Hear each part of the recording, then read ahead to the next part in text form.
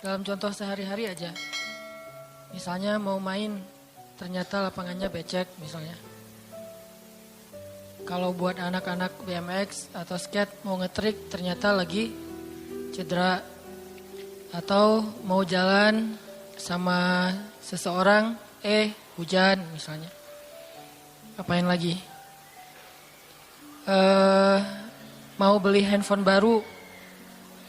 Ternyata usaha kita yang tadi kita udah pikirin ada untungnya malah rugi. Mau jalan-jalan keluar kota, pasangannya sakit. Dan banyak, kadang-kadang penyebabnya sepele banget. Tapi bikin kita kecewa. Nah, gimana caranya kalau kondisinya kayak gitu? Sama kayak para sahabat dulu dalam perjalanan umroh. Pengen umroh, ternyata udah sampai di perbatasan kota Mekah, gak boleh masuk, disuruh pulang lagi ke Madinah. Itu kan diceritain dalam surat Al-Fat ya. Tentang perjalanan umroh yang berakhir dengan malah perjanjian Hudaybiyah. Niatnya pengen umroh, tapi endingnya perjanjian. Yang isi perjanjiannya, poin-poinnya kayaknya ngerugiin umat Islam banget.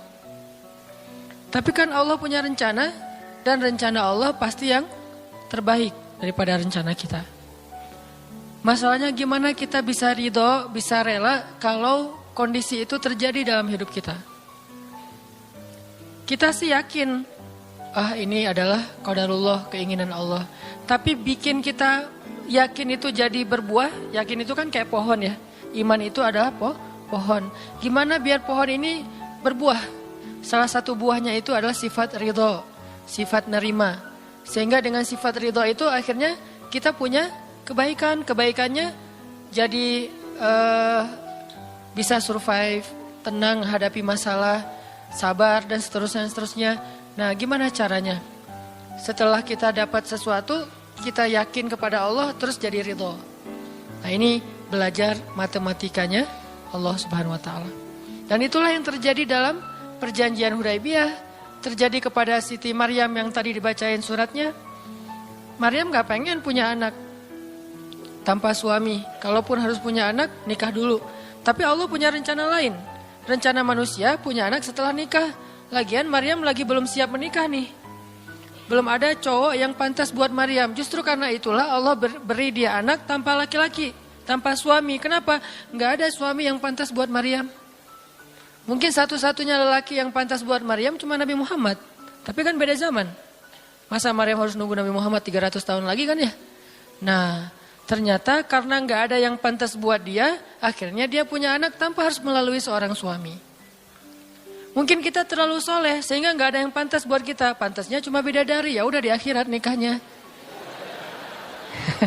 Husnuzannya mah ya. Mungkin di atas nih gak ada yang pantas jadi imamnya, soalnya terlalu solehah.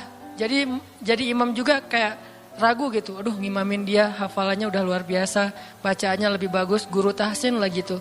Saya baru belajar pratahsin, masa mau jadi imam seorang cewek yang guru tahsin? Karena dia terlalu keren, akhirnya gak ada yang pantas buat dia nih. Maryam kayak gitu banget. Karena terlalu keren, terlalu soleh, sampai ulama aja ragu, Maryam ini nabi atau bukan gitu. Sehingga ada dua pendapat ulama, sebagian bilang Maryam bukan nabi, orang soleh. Tapi ada ulama yang bilang Maryam itu emang nabi, satu-satunya nabi dari cewek. Satu dari 4 perempuan yang sempurna. Dan di antara 4 itu kayaknya menurut sebagian ulama Maryam nomor 1 tuh. Walaupun secara usia Asia, Maryam, Khadijah, Fatimah. Tapi Maryam itu paling keren lah. Tiba-tiba hamil, datang cowok keren, baju putih, jubah putih, auranya tuh luar biasa, pokoknya cowok paling keren aja. Sampai Maryam kaget dan berta'awuz. Inni a'udzu birrahmani minka in kunta taqiyya. Aku berlindung kepada Allah dari kamu. Ketemu cowok keren malah berlindung, bukan bersyukur. Coba. Duh, keren banget ya. Astagfirullah, auzubillah, gitu kan ya. Nih Maryam nih. Duh, ceweknya keren banget. Udah lama ngelihat baru auzubillah, enggak. Dari awal auzubillah. Kenapa? Ada pasangan di sebelah gitu. Ada istrinya. Nah, Maryam langsung ta'awuz, inni a'udzu birrahman minka in kunta taqiyya. Kata Jibril, cowok keren itu ternyata namanya Gabriel. Kata Gabriel, innama ana rasulu rabbik liahaba laki gulaman zakiya. Jangan takut Maryam, aku itu utusan Tuhanmu, artinya malaikat yang pengen ngasih kamu anak yang sangat suci. Kata Maryam, anna yakunu li ghulam, gimana saya akan punya anak, walam yamsasni basyarun. Gak ada seorang laki-laki pun yang pernah nyentuh saya, nyentuh aja gak pernah. Walam aku baghiyya, dan saya juga tidak pernah merendahkan diri depan laki-laki, artinya berbuat dosa. Anna yakunu li ghulam, gimana caranya saya punya anak? Kata Jibril, kadzaliki qala rabbuki huwa alayya hayyin. Itu udah kehendak Allah. Dan itu hayyin, mudah banget buat Allah Subhanahu wa taala. Sepele banget lah buat Allah. Fahamalat, tiba-tiba Maryam hamil. Fantabadat bihi makanan qasiyya. Karena Maryam malu ketahuan hamilnya, akhirnya Maryam pun pergi ke suatu tempat yang terpencil, qasiyya, Aqsa. Aqsa itu artinya tempat yang jauh. Masjidil Aqsa disebut Al-Aqsa karena dia jauh dari Masjidil Haram. Kalau Madinah kan dekat. Masjid yang paling mulia kan ada 3 itu ya. Mekah, Madinah, Palestina. Nah dia disebut Aqsa karena tempatnya jauh. Makanan qasiyya, tempat yang sangat jauh. Terpencil, gak ada siapa-siapa. Fantabadat bihi makanan qasiyya. Fa'aja ahal makhadu. Tiba-tiba dia udah harus ngelahirin setelah sekian bulan, mungkin 9 bulan. Qalat, dia bersandar di sebuah pohon, kemudian dia berkata, ya laitani mittu qabla hadza wa kuntu nasyam mansiya. Dia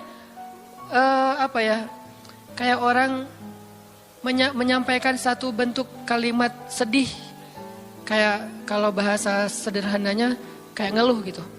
Ya laitani mittu qabla hadza, aduhai seandainya aku mati aja daripada harus menanggung malu kayak gini. Maryam itu kan pemalu banget. Mahkota sifat malu itu dipakai banget sama Maryam. Makanya ketahuan hamil nggak punya suami, itu buat Maryam pukulan paling luar biasa, telak banget. Walaupun dia nggak berbuat dosa, tapi tetap aja orang kan ngata-ngatain dia. Ditambah lagi Bani Israel, tahu sendiri kan Bani Israel suka banget viralin fitnah. Ada apa? Viral langsung di Bani Israel teh. Maryam hamil di luar nikah, viral. Semua orang ngomongin mana Maryam. Terus rumahnya tuh dilemparin batu karena dianggap sebagai pembawa sial bagi Bani Israel. Dasar Maryam ngaku-ngakunya suci, sok suci segala macam. Sehingga Maryam bilang, ya laitani mittu qabla hadza. Aduhai seandainya saya mati aja sebelum ini terjadi pada saya. Sehingga saya menjadi orang yang tidak pernah dibicarakan oleh siapapun. Sedih. Berarti pengennya Maryam beda dengan pengennya Allah. Secara emosional, secara manusiawi, secara fitrah ada penolakan dan itu manusiawi. Maryam menolak. Begitu juga sahabat Muhajirin. Wa inna fariqam minkum lakarihun. Minhum lakarihun. Walaupun sebagian kalian itu dalam keadaan karih, menolak, enggak suka. Emangnya kita mau nerima musibah? Pasti kita nolak kan secara spontan, fitrah, manusiawi, nolak. Ya laitani mittu qabla hadza wa kuntu nasyan mansiya. Aduhai seandainya aku mati aja sebelum kejadian ini terjadi padaku, sehingga enggak ada orang yang ngomongin tentang aku. Jadi enggak ada trending topik tentang Maryam waktu itu. Dia berharap kayak gitu. Semua berita buka channel mana aja Maryam. Asal buka Instagram yang muncul duluan di home tuh Maryam. Viral banget, semua orang ngomongin Maryam. Sehingga Maryam bayangin, semua orang ngomongin kita se-Indonesia. Karena emang sebelumnya kan Maryam memang selebgram banget kan. Semua orang pengen nge-following Maryam. Jangankan yang cewek-cewek, yang cowok juga pengen nge-following Maryam. Cuman gak ada yang pantas. Semuanya kagum sama Maryam, respect. Tiba-tiba berubah. Kalau gak naik, jatuh kan gak berasa nih. Kita gak naik jatuh, paling keseleo dikit. Tapi kalau naiknya udah terlalu tinggi jatuh, kan lebih sakit nih. Maryam tuh naiknya udah terlalu tinggi. Saking tingginya sampai Nabi menyebut dia satu di antara 4 yang sempurna di muka bumi. Gak ada perempuan yang sempurna kecuali 4 itu. Itu benar-benar dipuja-puja tuh Maryam. Pengen punya anak nanti namanya Maryam. Pengen punya istri kayak Maryam. Pengen punya ibu kayak Maryam. Pokoknya Maryam itu idola banget tuh di zaman tersebut. Bani Israel kalau suka lebaynya luar biasa. Kalau benci, wah noraknya juga luar biasa. Itu Bani Israel. Berlebihan gitu. Kalau suka habis-habisan sampai dijadikan Tuhan kan dulu. Mereka pernah mengangkat seorang laki-laki yang soleh jadi Tuhan. Namanya Uzair. Uzair. Disebut sebagai anak Tuhan. Kemudian juga Isa juga gitu. Bani Israel tuh luar biasa kalau suka. Kalau benci, wah habis-habisan juga tuh dijelek-jelekin. Kayak mereka ngejelek-jelekin Musa, Harun. Kalau Harun gak terlalu sih, Musa. Kayak mereka ngejelek-jelekin Nabi, malaikat malaikat Jibril. Kan Bani Israel paling gak suka sama Jibril ya. Jadi gak ada orang Yahudi nama anaknya Gabriel tuh gak ada. Rata-rata nama anaknya Michael. Karena mereka senang banget sama Mikail, gak suka sama Jibril. Kenapa? Jibril itu kalau turun pasti bawa perintah. Wahyu kan? Jibril mah hese. Bawa perintah wae gitu. Bawel Jibril menurut mereka. Kalau Mikail keren, bawa rezeki, bawa rahmat, bawa apa. Sehingga mereka senangnya sama Mikail. Dibikinlah film Jin versus Gabriel. Malah nggak yang baik itu waktu itu Jin. Kan banyak tuh film-film kayak gitu tuh. Itu memang dari dulu kayak gitu. Nah, Maryam naik tinggi, dipuja-puja semua orang. Maryam, kalau ketemu Maryam, fall back dong, gitu-gitu pada. Wah, pokoknya heboh aja sama Maryam. Tiba-tiba ada kasus, Maryam kan jatuhnya dalam banget sehingga Maryam tuh nggak siap perasaannya. Bukan karena dia sombong dan senang dipuja, tapi memang dia orang yang selama ini nggak melakukan kesalahan apapun, tiba-tiba dihadapkan dengan tuduhan yang sangat-sangat menyedihkan. Mirip dengan yang dialamin oleh Aisyah dituduh selingkuh. Orang sekelas Aisyah dituduh selingkuh kan berat banget. Kita aja dituduh macam-macam udah wah sedih kan, apalagi Aisyah. Sekelas Aisyah yang terjaga dituduh selingkuh. Maryam terjaga dituduh selingkuh. Ternyata diam-diam Maryam banyak banget ada versi gosip dia melakukannya dengan rahib. Ada gosip melakukannya sesama murid di Al-Aqsa. Ada gosip melakukan dengan Zakaria. Banyak gosip. Berat banget buat Maryam. Sehingga Maryam mengatakan, ya laitani mittu qabla hadza wa kuntu nasyan mansiya. Aduhai seandainya aku mati aja. Aduhai seandainya dulu aku gak bikin akun Instagram. Pasti gak akan jadi apa-apa gitu. Nyesel udah punya akun. Udah gitu banyak lagi yang ngomongin. Akhirnya turun ayat. Turun lagi Jibril. Turun malaikat. Fanadaha min tahtiha alla tahzani. Qad ja'ala rabbuki tahtaki sariyya. Dipanggillah Maryam oleh malaikat itu. Ya Maryam, la tahzani. Kalau Abu Bakar, la tahzan. Kalau Maryam, la tahzani. Dua orang yang disebutkan kalimat la tahzan di dalam Al-Quran. La tahzan, innallaha ma'ana. Siapa? Abu Bakar. Kalau Maryam, la tahzani. Qad ja'ala rabbuki tahtaki sariyya. Jangan sedih wahai Maryam, gak usah khawatir. Allah udah memunculkan mata air di bawah kakimu. Artinya, Allah yang akan merawat kamu, Allah yang akan ngebelain kamu, Allah yang akan deketin kamu, Allah bersama kamu wahai Maryam. Apa pelajarannya di sini teman-teman? Ketika Allah menggunakan logikanya yang kita tidak bayangkan, yang awalnya kita tolak, itu artinya Allah sedang memberikan kita kesempatan hanya akan ditolong oleh Allah saja, tidak oleh makhluk. Ketika Allah menempatkan kita dalam satu situasi yang sulit, yang sampai bikin kita kehabisan ide nih gimana cara keluar dari situasi ini, itu berarti Allah lagi ngasih kita kesempatan masuk dalam sebuah situasi yang tidak ada yang bisa nolong kita kecuali Allah. Allah pengen nolong sendiri. Dan pertolongan Allah itu ajaib. Tapi kalau Allah tempatkan kita dalam sebuah situasi yang kita masih berpikir dan menemukan beberapa jalan walaupun belum pasti bisa, berarti kita masih diberikan kesempatan yang nolong kita itu makhluk. Oh minta tolong ke si fulan, minta tolong si fulan. Tapi begitu kita mentok, kenapa ya kok berat banget nih masalah saya?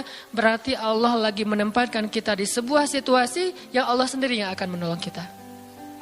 Itulah perang Badar, itulah perang Ahzab, itulah Hudaybiyah, itulah Maryam, itulah banyak kisah kayak gitu. Situasi yang kayak udah mentok banget, yang gak pernah kita bayangkan, yang kita awalnya pasti nolak secara spontan, berarti Allah lagi nempatin kita di sebuah situasi yang Allah pengen men-treat kita langsung sendiri, gak mau pakai yang lain.